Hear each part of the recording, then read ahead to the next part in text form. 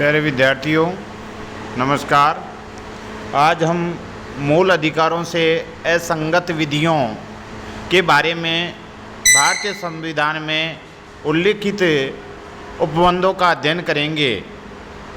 अनुच्छेद 13 में यह उपबंध है कि मूल अधिकारों से असंगत या उनका अल्पीकरण अर्थात कम करने वाली विधियाँ शून्य होगी।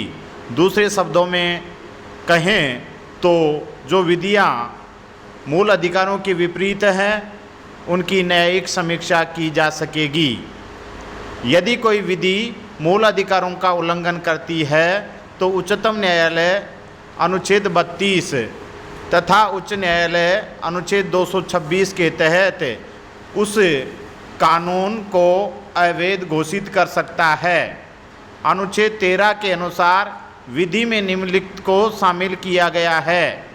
पहला, स्थायी विधियाँ जो संसद या राज्य विधानमंडल द्वारा पारित करके बनाई जाती है। दूसरा, अस्थायी विधियाँ जैसे राष्ट्रपति या राज्यपालों द्वारा जारी अध्यादेश। तीसरा, प्रत्यायोजित विधान जैसे अध्यादेश, सरकार के आदेश, उपविधि, नियम, विनियम या अधिसूचना।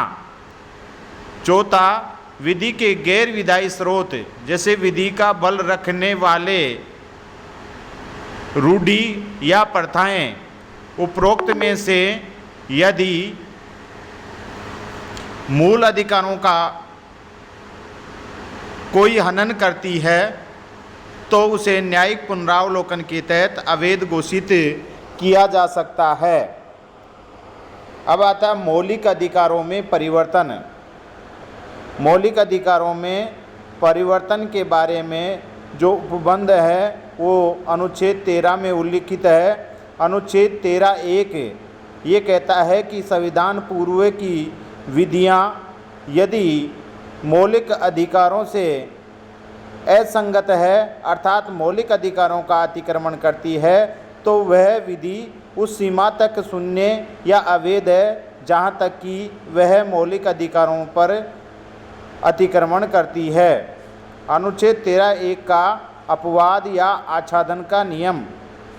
इस नियम के अनुसार संविधान पूर्व की विधियाँ व्यक्ति विशेष के मौलिक अधिकारों का हनन करती है तो वह अवैध नहीं होगी अपितु व्यक्ति विशेष के मामले में निष्क्रिय होगी। आच्छादन का नियम सर्वोच्च न्यायालय ने मैडम बीकाजी कामा बनाम मध्य प्रदेश वाद में दिया था।